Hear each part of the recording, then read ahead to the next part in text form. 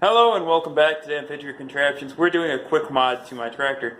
This is something I've never really finished up on the cab, and that is adding an actual latch mechanism to the door.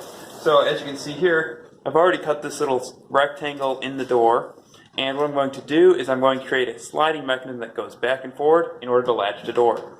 Now if I'm to open this up currently, I have to open the front, reach inside, and then there's this little latch. Here we go. Right here, which pivots, and that's what I use to latch the door. Obviously I don't want to keep that, so let's get into this. So take a quick minute here to explain how this mechanism is going to work. This is going to be the outside handle of the door. Then there's going to be this cover piece, which will fit on top of it. This will be the slide mechanism, which will have two screws through it. It'll fit in the middle of the cover piece, and it'll actually slide on the door, so the door will be here in that little notch.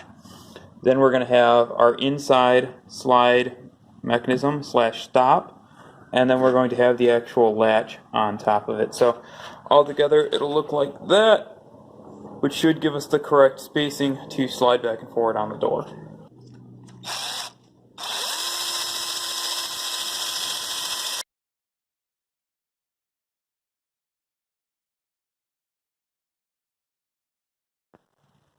And here we go, we have the finished product. As you can see, it slides back and the door opens.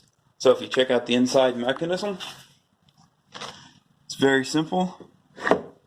Lock, unlock, and then on the inside of the cab here, I just have this little slot set up so that way when it comes in, it'll get guided in and actually pull the door closer as it's closing.